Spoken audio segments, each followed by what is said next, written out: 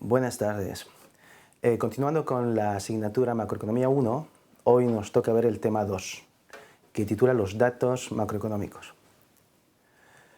Los objetivos de este tema son conocer el concepto de Producto Interior Bruto, conocer los diferentes métodos del cálculo del PIB y también conocer las variables más importantes, tales como inflación y desempleo. Lo que veremos en este tema, pues precisamente será ello. Veremos el concepto del PIB, los diferentes métodos del PIB y qué es lo que significa realmente esta variable. Luego veremos los precios que se van a medir con un indicador económico que es la tasa de inflación. Y finalmente veremos el tema del desempleo, teniendo en cuenta su indicador más importante, que es la tasa de paro. Comencemos con el Producto Interior Bruto. El Producto Interior Bruto es la suma de todos los bienes y servicios finales producidos dentro de una economía en un periodo de tiempo. Este concepto arroja esos 4 elementos. El valor monetario. ¿Por qué el valor monetario? Porque en la economía nosotros podemos encontrar muchísimos tipos de bienes, como por ejemplo patatas, coches, cortes de pelo, servicios de educación, de medicina, de salud, pero nosotros no podemos sumar todos esos bienes porque vienen medidos en unidades diferentes. Para ello tendremos que transformar en una unidad común, que sería el valor monetario, que sería la multiplicación de las cantidades producidas de esos bienes por un precio determinado. Una vez que tenemos esa transformación, podemos sumar toda la producción, pero medido en valores monetarios. Luego el PIB arroja el concepto de bienes y servicios finales. En el PIB se incluyen los bienes y servicios finales, pero no los intermedios, porque si se incluyesen los intermedios estaríamos haciendo una doble contabilidad del mismo. Luego el PIB toma en cuenta la producción hecha dentro de un área geográfica y en un periodo de tiempo que puede ser un año o un trimestre.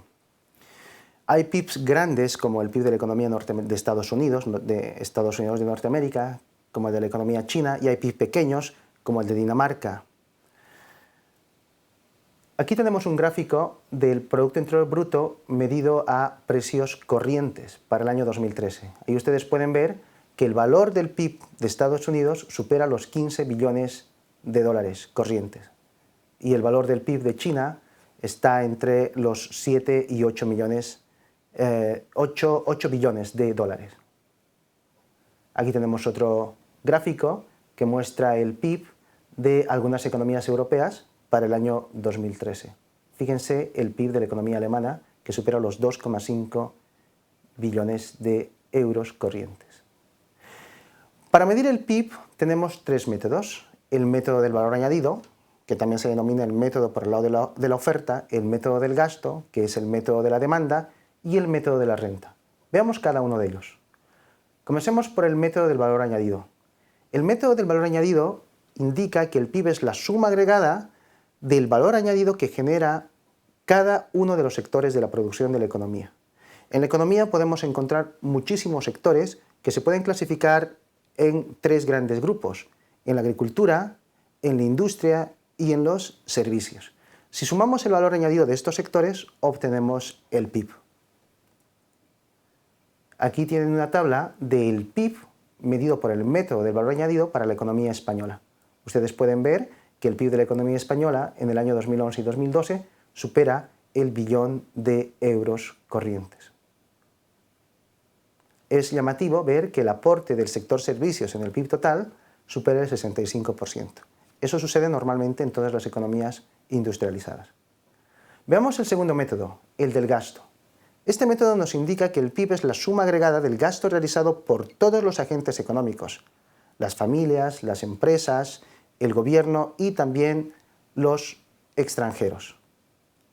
De esa forma, si nosotros sumamos el gasto de las familias, que sería el consumo, el gasto hecho por las empresas, que sería el gasto en inversión, el gasto hecho por el gobierno o el Estado, y las exportaciones netas, que es la diferencia entre exportaciones menos importaciones, obtenemos el valor del Producto Interior Bruto por el lado de la demanda.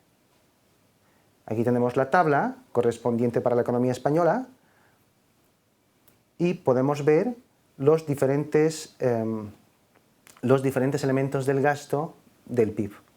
el resultado es igual al resultado obtenido por el método del valor añadido. Y el método de la renta finalmente nos indica que el PIB es la suma de las rentas recibidas por los trabajadores y por los empresarios, incluyendo además el pago de impuestos indirectos. Pueden ustedes ver en la tabla 3 el PIB medido por este método para la economía española y también arroja los resultados iguales a los obtenidos con el método del gasto y con el método del valor añadido. Hay un concepto interesante y muy importante relacionado con el PIB y es el PIB real. El PIB real se mide a precios de un año base, es decir, se anclan los precios en un año base para eliminar la influencia del crecimiento de los precios en la medición del PIB. De hecho, cuando ustedes escuchan en la radio la información relativa al crecimiento de la producción, por ejemplo, la economía española ha crecido en el último año en menos 1,2% o en el año 2007 en el 4%. Esas informaciones se están refiriendo al PIB real. El PIB real lo que muestra es la evolución del volumen físico de producción. Y por eso, para calcular este PIB real, se elimina la influencia de los precios, la influencia que puede tener los incrementos de los precios. Para ver este concepto y para entenderlo mejor, aquí tenemos un ejemplo para el cálculo del PIB nominal y del PIB real. Veamos, en este ejemplo tenemos tres bienes, una economía que está compuesta por tres sectores, si acaso, y cada sector produce un bien, tenemos los precios y las cantidades. Con esos datos vamos a calcular primero el PIB nominal y después el PIB real.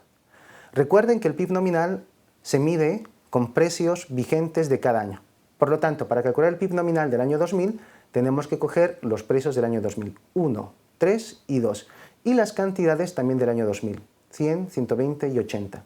Multiplicando 1 por 100, 3 por 120 y 2 por 80, obtenemos el valor del PIB nominal, que es 620 euros.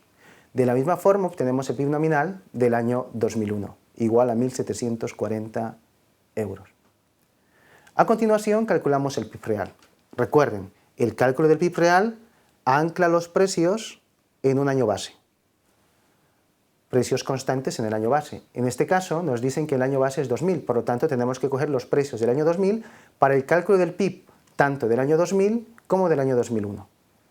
Cogiendo los precios del año 2000 y las cantidades del año 2000, podemos calcular el PIB real de ese año.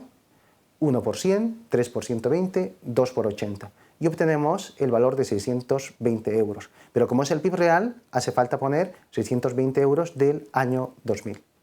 De la misma forma, para el cálculo del PIB real del año 2001, cogeríamos los precios del año 2000, PIB real, año base, y las cantidades del año 2001. 1 por 102 más 3 por 130 más 2 por 90. Obtenemos el valor del PIB real, que es igual a 774 euros del año 2000. Ahí están los resultados del PIB nominal y los resultados del PIB real en la última tablita que pueden ver ustedes ahí. Se observa que el PIB nominal crece de 620 a 1.740 y el real lo hace de 620 a 672. El crecimiento del PIB real es menor porque elimina la influencia del crecimiento de los precios. Aquí tenemos un gráfico del PIB nominal y del PIB real. Observen que el PIB real tiene año base 2005. Y en el año base, tanto el PIB nominal como el real valen lo mismo. Es muy importante ver cómo evoluciona el PIB real a lo largo del tiempo. Si en algunos años crece, si en otros años decrece. Y por lo tanto, es conveniente tener en cuenta este concepto, que es el crecimiento del PIB real. El crecimiento del PIB real muestra el crecimiento del volumen de la producción de una economía. Y para ver ese crecimiento aplicamos una tasa de variación, normalmente anual, pero también puede ser trimestral. Ahí tienen una tabla, en la tabla 4, los datos del crecimiento del PIB español para el año 2013, menos 1,2%.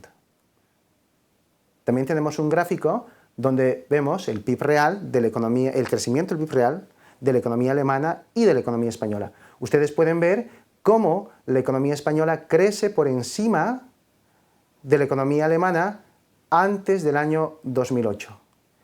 y después del año 2008, a partir del año 2009, la economía alemana crece por encima de la economía española. Si ustedes dividen ese área en dos, dibujando una línea igual a 0, pueden ver que los datos que están sobre 0 significan crecimientos del PIB y los datos que están por debajo de 0 significan decrecimientos del PIB real. En el año 2009, la economía española experimenta un decrecimiento cercano al 4%. Ahora veamos la parte de los precios. Para ver la parte de los precios en macroeconomía, lo que se utiliza es este indicador, índice de precios. Un índice de precios es un nivel medio de precios de un conjunto de bienes de una economía. Cuando ustedes escuchen índice de precios, piensen que eso es un promedio de precios. Hay varios índices de precios, pero los más importantes son el índice de precios de consumo y el deflactor del PIB. Comencemos con el primero. Este índice de precios de consumo lo que hace es medir el nivel medio de precios, pero de los bienes de consumo solamente. Para calcular este índice se utiliza un estadístico que es el índice de las Peires. Ahí ustedes tienen la definición de ese índice, que tiene ponderaciones fijas además. Vamos a ver un ejemplo para entender bien el concepto del índice de precios. Ustedes aquí tienen una economía que produce 4 bienes y cada uno de esos bienes tiene diferentes precios a lo largo de este periodo, desde el año 2000 al año 2002. Vamos a calcular los índices de precios de cada uno de esos años, el promedio de precios de cada uno de esos años. En el año base, que es el año 2000, porque nos dice que calculemos el IPC con año base 2000, siempre el índice vale 100. Calculemos el IPC para el año 2001. La clave del cálculo del IPC es que en el año base las cantidades son fijas. Veamos, para el cálculo del IPC del año 2001, cogemos las cantidades fijas del año base, que serían las cantidades del año 2000, 20, 10, 25 y 15, y cogemos los precios del año 2000. Por lo tanto, multiplicando esas cantidades del año base con los precios del año 2001, tenemos los valores correspondientes para luego calcular el IPC. 3 por 20, 5 por 10, 1 por 25 y 4 por 15. Tenemos el valor del numerador igual a 195. En el denominador multiplicamos las cantidades y los precios del año base. 2 por 20, 3 por 10, 1 por 25 y 3 por 15. Realizando operaciones obtenemos el número índice, que es 139,29. De la misma forma calculamos el IPC para el año 2002 y los resultados los obtenemos y están presentados en la tablita pequeña. Fíjense ustedes, a lo largo del periodo 2000-2002, el IPC crece de 100 a 139,29 para el 2001 hasta 196,43. ¿Qué está indicando ello? Eso nos está diciendo que los precios en promedio van en aumento año tras año. Ahí tienen un gráfico del IPC de la economía española con año base 2011. En ese año el IPC debe valer 100. Y como ustedes pueden ver, los precios, el nivel de precios de la economía española, el promedio de precios, si ustedes quieren, de la economía española, ha aumentado desde el año 2001 hasta el año 2013. Sin embargo, hay un dato interesante, que es el IPC del año 2009, que es inferior al del 2008. Eso significa que entre 2009 y 2008 los precios en promedio han disminuido.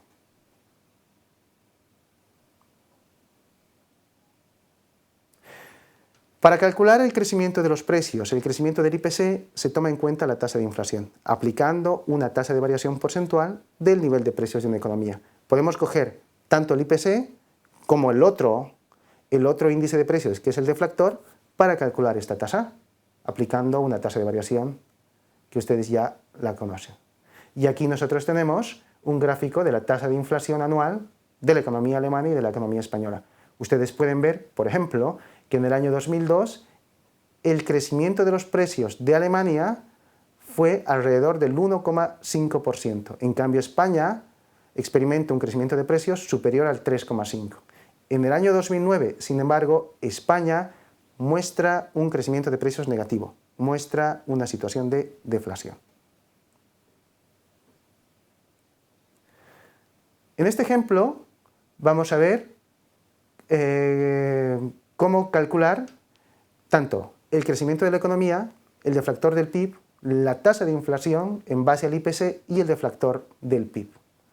Veamos, ustedes ahí tienen una tabla donde se muestra el PIB nominal, el PIB real y el IPC. En el apartado A nos piden calcular el crecimiento de la economía. Para ello, ¿qué PIB debemos coger? ¿El nominal o el real? Respuesta, debemos coger el real. Cogiendo el real, calculamos la tasa de crecimiento de este PIB y obtenemos los resultados que aparecen en la columna segunda de la tabla que está en la parte inferior derecha de su pantalla. Ahí ustedes pueden ver que el PIB real crece, en el año 2008 en 0,89 y en el año 2011 en 0,05 respecto al año anterior. En los demás años el PIB real de la economía española muestra un decrecimiento. Para calcular el deflactor, lo que se hace es dividir el PIB nominal entre el PIB real y se multiplica por 100. Recuerden que el deflactor es un índice de precios. Los resultados los tenemos en ese cuadro que está con un marco rectangular. Y ahí tenemos los resultados del deflactor. Y finalmente, para calcular la tasa de inflación, cogemos la serie del IPC, aplicamos una tasa de variación, cogemos la serie del deflactor y aplicamos la tasa de variación correspondiente y los resultados los tenemos puestos ahí. Si alguien les preguntara, ¿en qué año la economía ha crecido más? La respuesta es en el año 2008, porque muestra un crecimiento positivo e igual a 0,89. ¿En qué año la economía española ha decrecido más? En el año 2009, porque la tasa de crecimiento es negativa y es la más negativa de toda la serie. ¿En qué año los precios han crecido más?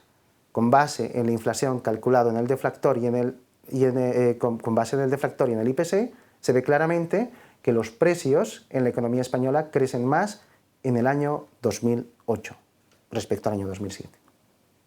Finalmente, para terminar este tema, vemos el concepto de desempleo. El desempleo es una situación en la cual una persona busca con muchas ganas trabajo, pero desafortunadamente no lo encuentra. Y para medir el desempleo se toma en cuenta la tasa de paro, que mide la proporción de la población activa que se encuentra desempleada. Esa es la fórmula de la tasa de desempleo, la primera, que es igual a la población desempleada partido por la población activa multiplicado por 100. Y ahí tenemos el dato de la tasa de paro de la economía española al segundo trimestre del año 2014, 24,5%. ¿Qué significa eso?